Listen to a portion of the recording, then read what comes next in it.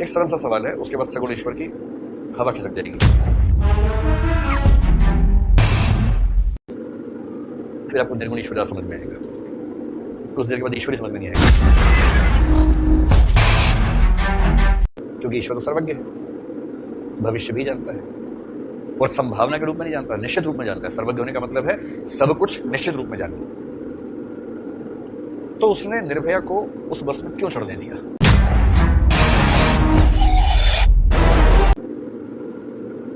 आप कहेंगे कि वो क्या कर सकता है? वो सर्वशक्तिमान भी है, रोक सकता था, एक फूंक मारता बस उड़ जाती।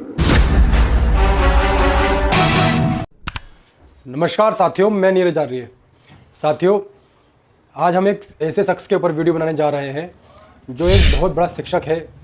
इसकी शिक्षा के स्तर में बहुत अच्छी पकड़ है और कई लाख बच्चे इनके जो है स्टूडेंट हैं। कई लाख बच्चों को ये IAS PCS की तैयारी करवाते हैं, शिक्षा देते हैं। लेकिन दुख की बात यह है कि ये एक बहुत बड़े वामपंथी हैं। पहले हम ये जान लेते हैं कि वामपंथी कौन होते हैं। वामपंथी वो होते हैं जिस किसी देश में बहुसंख्यक जो लोग होते हैं उन्हीं लोगों के खिलाफ षड्यंत्र रचते रहना और उन्हीं लोगों का एक हिस्सा बन करके उन्हीं लोगों को दीमक की तरह खाते रहना। कम शब्दों में समझने के लिए ये बहुत बड़ी परिभाषा है, इसे आप अच्छे से समझ गए होंगे। और ये जो दिव्य कीर्ति है ये उसी का एक हिस्सा है। अब मैं ऐसा क्यों कह रहा हूँ? क्योंकि ये इस्लाम के ऊपर कभी कुछ नहीं बोलता, ईसाइयत के ऊपर कुछ नहीं बोलता, लेकिन इसको रामायण के ऊपर बोलना है, महाभारत के ऊपर इसको टिप्पणी करनी है, हिंदू धर्म के ऊपर इसको टिप्पणी करनी है। पहले से हिंदू धर्म के अंदर बहुत सारे दुर्गुण, बहुत सारी कमियाँ आ चुकी हैं, लेकिन अभी इतने भी कमी नहीं है जितनी इस्लाम में और ईसाइयत में है। जबकि मुस्लिम और ईसाई अपने मजहब और रिलीजन के नाम पर इतने कट्टर होते हैं ना, जो उनके वहाँ पर कुप्रथा हैं वो उन्हें कभी नहीं छोड़ते। हिंदू धर्म में जितनी भी कुप्रथा है ना, हिंदू तो उनसे समझौता कर लेता है, उन्हें छोड़ देता है, लेकिन ये अन्य धर्म के जो लोग हैं वो नहीं छोड़ते। तो समझाने की ज़रूरत किसे है? इन मुसलमानों को, ईसाइयों को, ना कि हिंदुओं को। हिंदुओं को भी समझाने की जरूरत है, लेकिन सभी को निष्पक्ष होकर के सभी के ऊपर टिप्पणी करनी चाहिए, सभी को समझाना चाहिए। इन महाशय का कहना है कि मैं मुसलमानों के और ईसाइयों के बारे में क्यों बोलूँ, जब मैं एक हिंदू हूँ तो मैं हिंदुओं के बारे में ही बोलूँगा। इन महाशय से मेरा ये कहना है कि आप हिंदू होने से पहले आप एक इंसान हैं, आप एक मनुष्य हैं। जहाँ कहीं पर भी मानवता का, मनुष्यता का कहीं पर हनन होता है तो उसके खिलाफ आपको बोलना चाहिए। लेकिन इनकी मानसिकता ऐसी है कि इनको केवल हिंदुओं को ही तोड़ना है। जातिवाद के नाम पर इन्होंने इतनी वीडियो बना रखी है ना, आरक्षण के नाम पर। जो कुछ बातें इसने उन वीडियो में कही है ना, उनका कोई भी सर पैर नहीं है। मैं खुद एक दलित समाज से आता हूँ, लेकिन कोई भी अगर व्यक्ति मेरे धर्म के ऊपर आक्षेप लगाएगा या उसके ऊपर टिप्पणी करेगा तो ये सहन नहीं होगा, इनको जवाब देना पड़ेगा। इसने अपनी वीडियो में कहा कि निर्भया को ईश्वर बचाने नहीं आया, जबकि ईश्वर सब कुछ जानता है पहले से। ईश्वर सर्वशक्तिमान भी है और ईश्वर सगुण भी है, ईश्वर के अंदर बहुत सारी शक्तियाँ भी हैं। तो आइए इनके जो मूर्ख वाले सवाल है ना, इनका उत्तर हम दे देते हैं। पहली बात तो हम ईश्वर को किसी आदमी के रूप में समझते हैं कि पुरुष की आकृति में कोई ईश्वर है और वो हमें बचाने आएगा। सबसे पहले हम ईश्वर को समझ लेते हैं कि ईश्वर क्या है और उसके गुणों को समझ लेते हैं। ईश्वर निराकार है, वो हमारी इंद्रियों का विषय नहीं है। जिस तरह जीभ से हम देख नहीं सकते, आँखों से ही देख सकते हैं, और आँखों से हम चख नहीं सकते, जीभ से ही चख सकते हैं, उसी प्रकार हम ईश्वर को भी अपनी बुद्धि से समझ सकते हैं। जिस प्रकार बनाने वाले के बिना एक सुई नहीं बन सकती, उसी प्रकार बिना बनाए ये सृष्टि, ये ब्रह्मांड, ये अनंत ब्रह्मांड भी अपने आप नहीं बन सकता। ये मनुष्य आकृति देखते हो, इसकी 2 आँखें, 2 कान, कितनी जटिल संरचना अंदर है।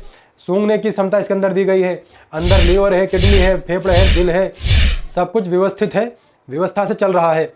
और ये व्यवस्था बनाने वाला कोई ना कोई है। जहाँ व्यवस्था होती है वहाँ बुद्धि होती है, और जहाँ बुद्धि होती है उसके पीछे कहीं ना कहीं चेतन शक्ति है। इसको नकारा नहीं जा सकता कि ईश्वर नहीं है। ये दिव्य कीर्ति अपनी वीडियो में कहना चाह रहा है कि ईश्वर नहीं है, लेकिन अल्लाह के ऊपर और जीसस के ऊपर कभी भी ये टिप्पणी नहीं करेगा, क्योंकि इसकी इतनी औकात भी नहीं है। इसे पता है कि मैं हिंदू धर्म के बारे में कुछ भी बोल दूँ, मेरा कोई कुछ नहीं करने वाला।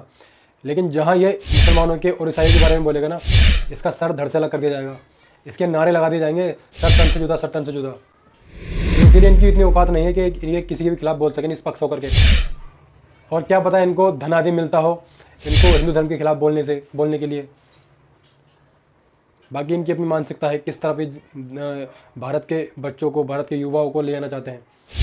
ईश्वर का जो सर्वशक्तिमान जो गुण है, सर्वशक्तिमान का अर्थ ये नहीं होता कि वह कुछ भी कर सकता है, बल्कि उसका अर्थ तो ये होता है कि जो उसके अपने कार्य हैं वो अन्य लोगों की सहायता नहीं लेता अपने कार्य करने में, इसीलिए उसे सर्वशक्तिमान कहते हैं। उसे सृष्टि चलाने में, सृष्टि बनाने में, और जो ईश्वर हमें कर्मों का फल देता है उसे किसी की ज़रूरत नहीं पड़ती अपने कार्य करने में। उदाहरण के लिए जैसे कोई ताकतवर व्यक्ति है, उसे अपनी कार को धक्का मार के आगे करना है, तो उसने अकेले ही धक्का मार दिया अपनी कार में, लेकिन वहीं पर जो दुबला पतला आदमी है उसे 3-4 आदमी की ज़रूरत पड़ेगी उस कार को आगे करने के लिए। तो सर्वशक्तिमान का अर्थ यही होता है कि अपने कार्य करने में किसी अन्य की सहायता ना लेना, उसे सर्वशक्तिमान कहते हैं। संसार में इसके जैसे लोग समझते हैं या अन्य और भी लोग समझते हैं कि ईश्वर एक मनुष्य की तरह हमें बचाने आएगा। अरे ईश्वर तो हमेशा हमारे अंदर है, ईश्वर हमेशा हमें देखता है। संसार में अधिकतर लोग यही समझते हैं कि ईश्वर एक मनुष्य की आकृति की तरह है और वो अवतार लेगा और वो हमें बचाने आएगा। जैसे अग्निदेव और वायुदेव नाम सुनते ही हमारे मन में एक आकृति नजर आती है, मनुष्य आकृति, लेकिन अग्नि की अपनी ही एक आकृति है और वायु की अपनी ही एक आकृति है, वो मनुष्य की तरह नहीं है। तो ऐसे ही ईश्वर की कोई आकृति नहीं है, वो हमारे अंदर बाहर हमेशा रहता है, हम उसके अंदर हैं। और जो इसका कहना है कि निर्भया का जो बलात्कार होता रहा, 4 घंटे तक उसका रेप होता रहा, उसके अंदर आयरन रोड डाली गई थी, ईश्वर सब कुछ जानता था, उसके बाद भी वह बचाने नहीं आया। तो इसका जवाब यह है कि ईश्वर कोई पुलिस वाला नहीं है जो मनुष्य की तरह वहाँ पर आके खड़ा हो जाएगा कि हाँ भाई लो मैं आ गया, अब तुम्हें बचाता हूँ मैं। ईश्वर पुलिस वाला नहीं है जो वो किसी मनुष्य की तरह बचाने आएगा। ईश्वर का अपना तरीका होता है बचाने का। जब निर्भया बस के अंदर चढ़ी होगी ना, तो ईश्वर ने उसे पहले ही सचेत कर दिया होगा कि इस बस के अंदर मत चढ़, कुछ ना कुछ गलत होने वाला है। आप लोग भी जब कुछ भी आपके साथ गलत होने वाला होता है तो आपके अंदर, मन के अंदर एक बार जरूर होता है कि यार कुछ ना कुछ गलत होने वाला है, ये काम मत कर। वह आपकी बुद्धि के ऊपर है कि आप उस काम को कर देते हैं या नहीं करते हैं। अगर आप कर देते हैं तो आपके साथ वो घटना घट जाती है, और नहीं करते हैं तो आप उस घटना से बच जाते हैं। ठीक ऐसे ही जिन लोगों ने निर्भया का रेप किया, उनके मन में भी ईश्वर ने उस गलत काम को करने से रोका होगा। उनके मन में एक बार जरूर आया होगा कि ये गलत काम है। उनके अंदर जो राक्षस था, उनके अंदर जो वासना भरी पड़ी थी, उन्होंने उस ईश्वर की आवाज़ को नहीं सुना और अपनी वासना को शांत करने के चक्कर में उन्होंने वो बलात्कार किया और रेप किया।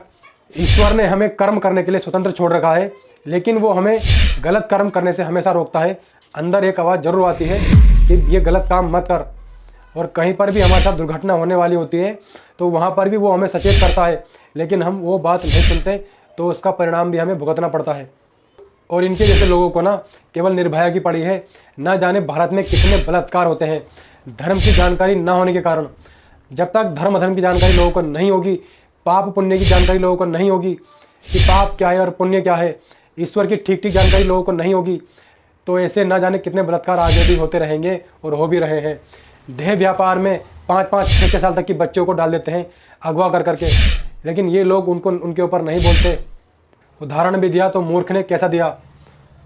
और हाँ, आखिरी में इतना कहूँगा कि दिव्य कीर्ति और ध्रुव राठी जैसे लोगों को ना सुने, वरना आपकी मानसिकता भी कब आप अंदर से देश विरोधी हो जाओगे, अपने ही धर्म के, अपने ही लोगों के खिलाफ हो जाओगे, आपको पता भी नहीं चलेगा।